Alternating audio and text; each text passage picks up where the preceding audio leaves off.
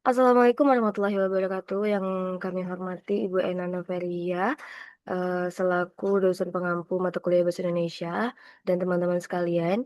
Perkenalkan saya Ocha Salsabila Utama dengan NIM 250533037 yang akan mempresentasikan tentang artikel yang telah dibuat yaitu berjudul Pendidikan Berkualitas Demi Terciptanya Pekerjaan yang Layak dan Pertumbuhan Ekonomi.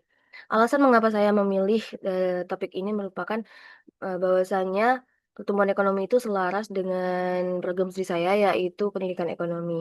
Di mana latar belakang penelitian ini itu, yaitu pendidikan berkualitas itu merupakan kunci dari peningkatan kualitas sumber daya manusia. Dan SDGs itu ya termasuk pendidikan, pekerjaan layak, dan pertumbuhan ekonomi. Di mana ini nanti akan berdampak pada negara kita sendiri dan juga pengangguran atau ketidaksesuaian kompetensi dengan kebutuhan dunia kerja. Dan tujuan penulisan ini adalah mengkaji pentingnya pendidikan berkualitas dalam menciptakan pekerjaan yang layak dan juga menekankan peran pendidikan ekonomi dalam mendukung pertumbuhan ekonomi itu sendiri. Kemudian selanjutnya, eh, mengapa perlunya pendidikan berkualitas? Itu untuk meningkatkan keterampilan, produktivitas, dan juga daya saing. Bahwasanya keterampilan, produktivitas, dan daya saing ini merupakan kekuatan utama kita untuk berkembang dan bertumbuh melalui sektor ekonomi di dalam negeri maupun di luar negeri sendiri.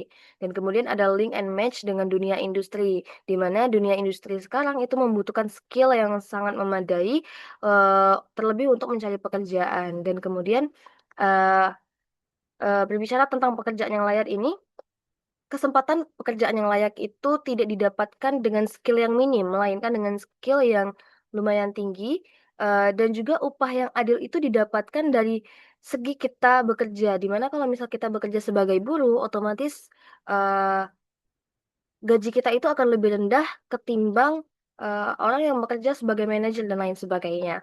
Dan juga lingkungan kerja yang aman itu tercipta dari orang-orang yang memiliki pikiran yang lebih luas. Karena membangun SDM unggul itu baik untuk pertumbuhan ekonomi ataupun pembangunan ekonomi itu merupakan hal yang sangat krusial.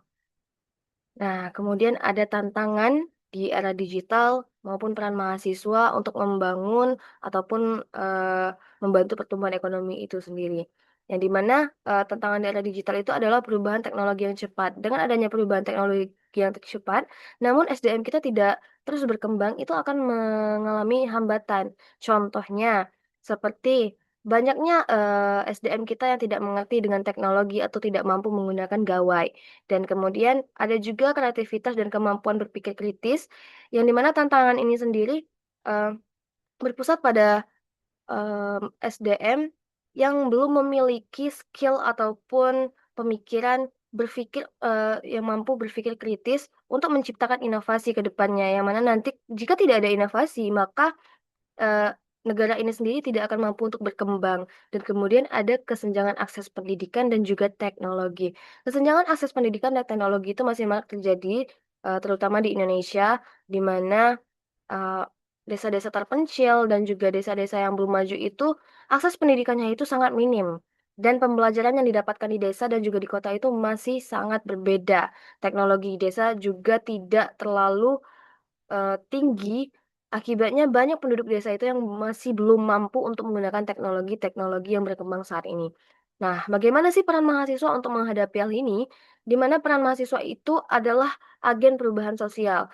Nah, mahasiswa harus mampu untuk membawa perubahan di desa.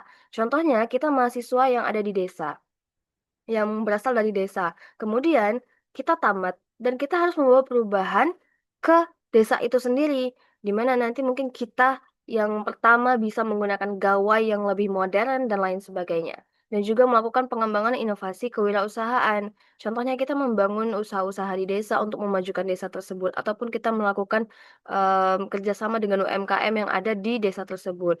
Nah, ini juga mendukung UMKM dan ekonomi digital, di mana kita harus mampu membawa ekonomi digital itu kembali ke desa atau sampai ke desa supaya desa itu bisa berkembang dan menjadi lebih melek terhadap digital itu sendiri.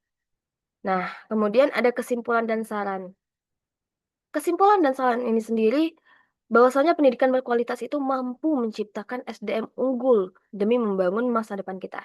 dan pekerjaan layak, dan pertumbuhan ekonomi berkelanjutan itu berdampak baik terhadap negeri kita sendiri dan juga diri kita sendiri.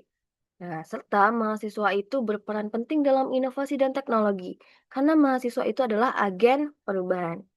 Nah, untuk sarannya sendiri, pemerintah perlu melakukan pemerataan akses pendidikan di mana di desa-desa kecil ataupun desa-desa terpencil supaya mereka mampu untuk mengembangkan skill mereka sendiri demi masa depan mereka dan masa depan negara ini. Dan juga kita perlu memperkuat kewirausahaan dan literasi keuangan supaya nantinya kita bisa membangun usaha kita sendiri dan mencapai eh, titik kebanggaan kita, di mana kita mampu untuk membuat usaha, bukan untuk bekerja dengan orang lain, seperti itu. Dan mahasiswa itu harus aktif berinovasi. Jangan hanya berdiam diri saja dan menonton em, apa yang terjadi di dunia sekarang, tapi kita juga harus berinovasi dan menjadi salah satu pelaku atau eh, pembuat usaha sendiri di bidang ekonomi supaya nantinya negara ini bisa berkembang dan semakin maju ke depannya. Sekian presentasi dari saya Aca Salsabila Utama. Apabila ada kesalahan saya mohon maaf. Kepada Allah saya mohon ampun. Sekian, terima kasih. Wassalamualaikum warahmatullahi wabarakatuh.